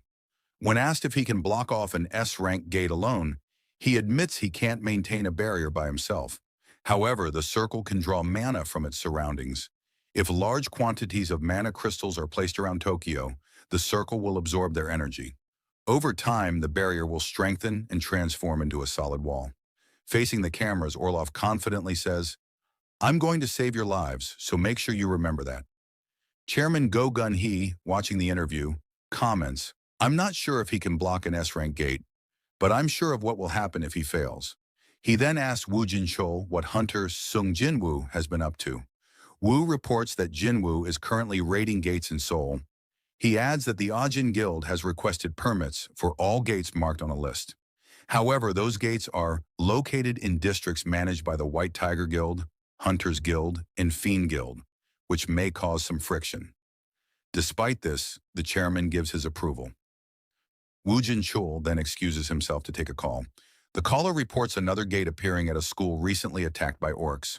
While it doesn't seem serious at first, a double dungeon has been discovered inside. More importantly, Hunter Jinwoo has already entered it.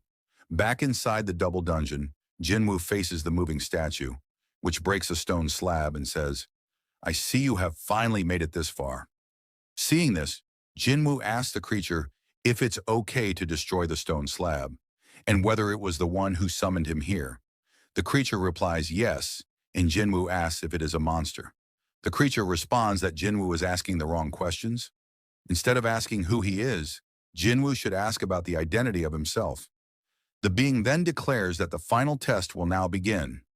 If you are still standing by the end of it, I will tell you everything. Jinwoo sees all the stone statues starting to approach. In response, he begins to summon his shadow soldiers, but the being snaps its fingers and says, that won't do. This is a test, so cheating is not allowed. You're the only one I wish to assess. I don't care about your servant's abilities. A notification appears before Jinwoo. You are no longer authorized to purchase potions or other items from the shop. You cannot use quest rewards or level up bonuses for status recovery. You may not leave this room until the final test is completed. Seeing this, Jinwoo mutters, so this is how it's gonna be. I didn't think all the cards in my hand would end up being useless. One of the stone creatures swings its weapon at him. Jinwoo thinks, I can still use my inventory. In that case, I'll defeat everyone with just my strength. Before the attack lands, Jinwoo grabs the sword mid-swing and breaks it in two with sheer force. He hurls one of the broken pieces at the creature's face, but it doesn't finish it off. As the creature begins pulling the shard from its head, Jinwoo charges forward and kicks it, driving the fragment deeper into its face. Seeing this, the other stone statues begin attacking, but Jinwoo is too fast. He dodges all their strikes, leaps into the air, and stabs one of them in the head, taking it down. He then notices a distant statue launching an arrow at him. Reacting instantly, Jinwoo slices the arrow mid-air with his daggers and kicks one of the fragments back at the archer statue, destroying its face. As Jinwoo continues taking down the stone creatures, he thinks, I've been waiting for this moment. Watching from above, the creature is impressed and says, "You've achieved so much with the body of a human. I am truly impressed." The creature floats in the air, observing the battle. As the fight drags on, Jinwoo reflects. These statues look like they were teleporting before, but now I can see their movements.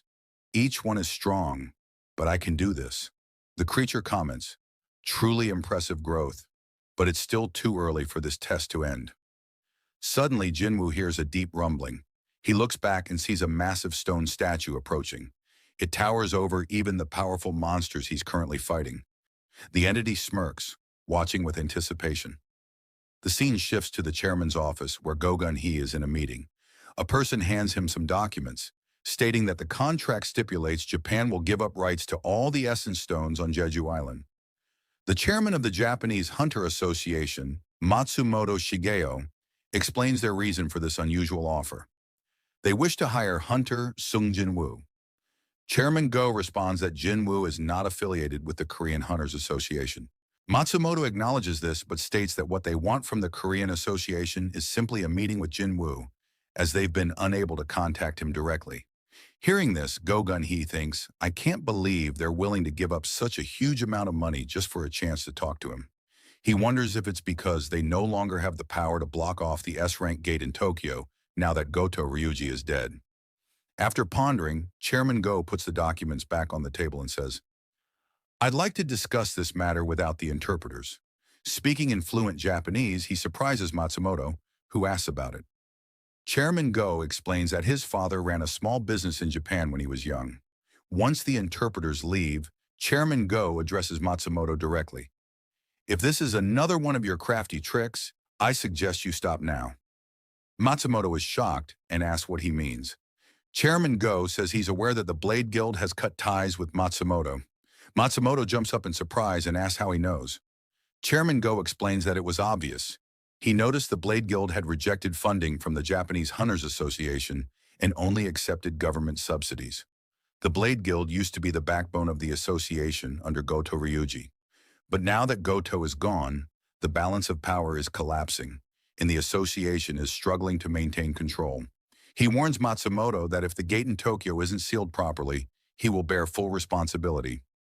Chairman Go then pulls out a recording device, revealing it belonged to Goto's team. He accuses Matsumoto of malicious intentions and says everything happening in Japan, the death of Goto, the fall of the Blade Guild, internal guild conflicts, and the human cost, will fall squarely on his shoulders. When Matsumoto asks about the device, Chairman Go reveals it's connected to Matsumoto's own receiver. He crushes it with such force that the table beneath it shatters. I'm not cold-hearted enough to let an entire country and all of Asia plunge into crisis because of one man's scheming, he says, adding, You'll have to thank Hunter Jinwoo for this one. Meanwhile, back in the double dungeon, Sung Jinwoo continues fighting the stone creatures. Despite taking out many, they keep coming. He notices the giant statue in the back with glowing eyes. It's preparing an attack. Realizing he won't dodge in time, Jinwoo uses Commander's Touch to lift some statues and forms a shield. However, the massive beam disintegrates the summoned soldiers and breaks through the barrier. Barely dodging the attack, Jinwoo thinks, I won't survive a direct hit, even at my current level. He decides to go after the larger statue first. As the statue lifts its foot to stomp him, Jinwoo dashes forward, dodging the blow and leaving a crater behind. The statue smirks, thinking it has crushed Jinwoo, until he reappears and rushes in again. The statue charges another attack, but Jinwoo uses Monarch's domain and his speed to get behind it. He combines this with Ruler's authority, realizing the gravitational force is stronger than before. He only used a small amount of mana, but it worked on a massive target. He launches an attack using mutilation, striking the statue's face with his Demon King's daggers, but to his shock, they barely scratch it. Frustrated, he switches to brute strength, targeting a crevice in the statue's head. He grabs hold and unleashes a powerful strike, which causes the creature to panic. Watching this, the winged entity says, I never thought he'd use that kind of attack against my marvelous creation. Meanwhile, Jinwoo is relentlessly punching the giant stone creature, pouring all his strength into one final blow. I'll show you what it really means to be level 103, he says. With that, he strikes the creature so hard it crashes to the ground. After taking care of the giant enemy, Jinwoo leaps down into the midst of the smaller stone monsters. They charge at him, but he uses Dominator's touch to slam them all into the ground, wiping them out effortlessly. As the room clears, Jinwoo turns his attention to the winged entity hovering over him. The entity applauds and says, "That was impressive." Jinwoo remembers the promise. This being was supposed to answer his questions. However, the creature declares, "The test isn't over yet. I'm still alive." Suddenly, an urgent quest notification appears. You must defeat the enemy within the allotted time. Time remaining, 10 minutes. Failing to do so will result in your heart stopping. The winged entity says, "I am the final test." Jinwoo asks who he really is, and the creature, with a smirk, responds, "I am the architect of the system." Are you satisfied with that answer? Outside the dungeon, Woo Jin Cheol arrives with 7 elite hunters from the Korean Hunters Association. As he nears the gate, he feels an overwhelming, bone-chilling mana radiating from it. He asks if others can feel it too, and realizes it's unlike anything they've sensed before. He checks with the team to see which guilds are on standby, and learns that the Hunter Guild is ready to raid. When asked about the 2 S-rank hunters, he's told that both Hunter Cha Hai-in and Hunter Choi Jong-in have agreed to participate. He orders them to join the raid, knowing how dire the situation could be. Inside, Jinwoo prepares for his showdown with the architect. The creature transforms its wings into arms and charges with immense speed, landing a powerful punch that sends Jinwoo flying into a wall. Without giving him a moment to recover, the architect continues the assault. Jinwoo manages to dodge and tries to create distance. The architect launches a barrage of punches, but Jinwoo blocks them all. "Impressive," the creature admits. "You're exceeding my expectations." He then punches Jinwoo in the face, thinking the fight is over, only to be shocked when Jinwoo charges back and delivers a brutal punch that knocks the architect back several feet. "I never thought I'd have this much fun fighting a human," the architect grins. "I never believed a human could be a worthy opponent." Jinwoo thinks to himself, "This guy invited me here as soon as I reached level 100. He probably thought I wouldn't stand a chance. But I can do this." He demands answers. "Why did you create the system? Why did you choose me as its player? What's happening to this world?" The architect lunges at Jinwoo again, saying, "Maybe you think you won't get answers if you kill me." Jinwoo tries to maintain distance, realizing that close combat is dangerous. He uses ruler's authority to fight from afar, but the architect counters with a massive explosion. Jinwoo realizes he can use the same skills I can. "My ranged attacks are useless." The architect declares, "Whether you kill me or not, the answers have already been predetermined, since the moment I designed everything." He summons all the weapons in the room and hurls them toward Jinwoo. Jinwoo demands, "How did you design all of this? How could you give me this much power?" The architect calmly responds, "I didn't choose you. In fact, I was against it. I'm merely the architect and moderator of the player selection system." With 6 minutes remaining, Jinwoo knows he has no time left to stall. He resolves to face the architect head-on. The architect ascends and says, "I'll use my full power for the rest of this fight." He charges forward, but Jinwoo vanishes and reappears, dodging the flurry of attacks with supernatural precision. "How are my senses getting sharper?" Jinwoo wonders. "I can sense every move he makes." He lands a clean strike on the architect's face. The architect is stunned. "I'm using full force. How is he keeping up? He's even getting faster." Jinwoo slices off one of the architect's arms. The architect realizes this is a fake body, yet he can still make me feel pain. Looking at Jinwoo more closely, he thinks, so that's why he was chosen. It's just a fraction, but it's in there. In rage, the architect screams, "You're just a mere human. How dare you?" and resurrects all the stone soldiers. With 3 minutes left, Jinwoo rushes into battle again. He uses ruler's authority to sweep through the revived enemies.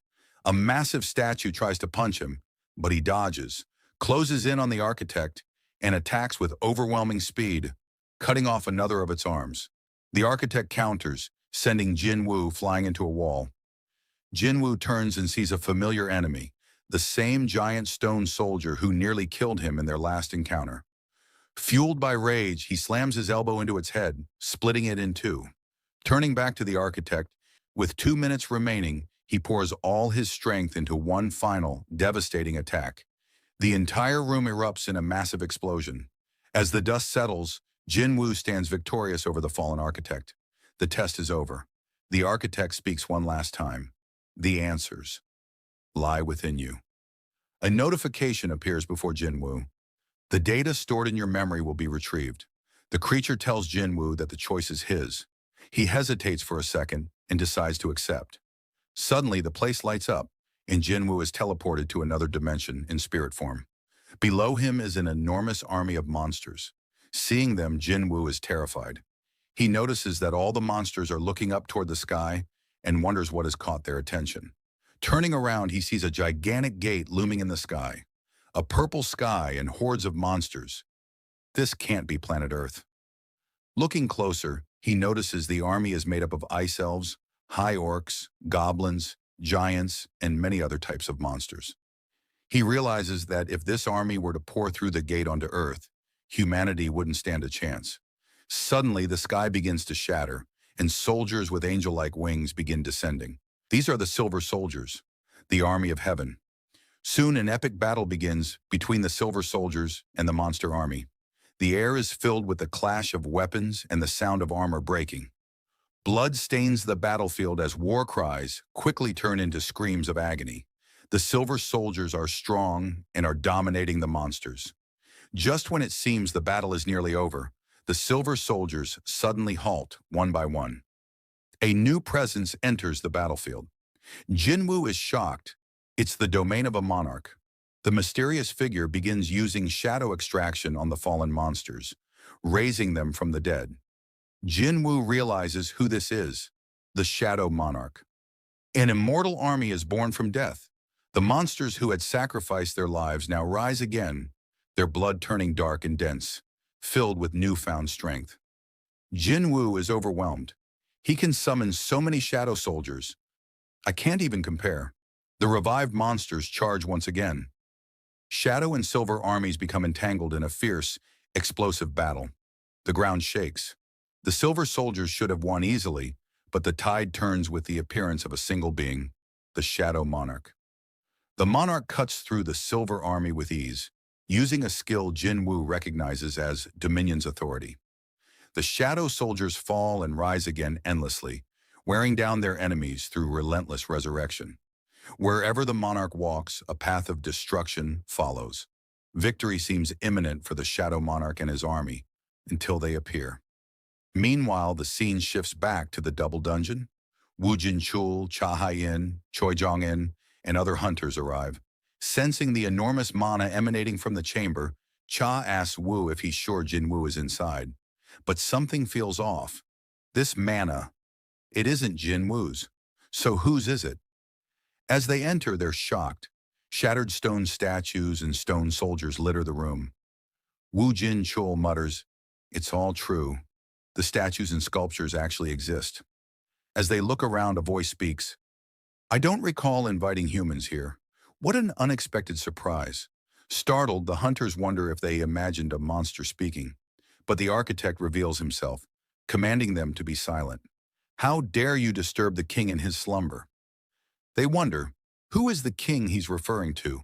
In the corner, they spot Jinwoo standing silently. Suddenly, some of the hunters are cut down as the architect speeds past them. "You strong humans will make excellent first offerings to the king." Back in Jinwoo's vision, portals begin opening and new armies march out. Jinwoo recognizes them. They are the armies of the monarchs: Queresha, the plague monarch; Baran, the demon king; Rakan, the beast monarch, and others including monarchs from clans like Rokan, Yogamint, and Ligia. Among them is a gigantic wolf, signaling the beast monarch's presence. They all come to a halt in front of the Shadow Monarch, and the stage is set. The final battle is about to begin.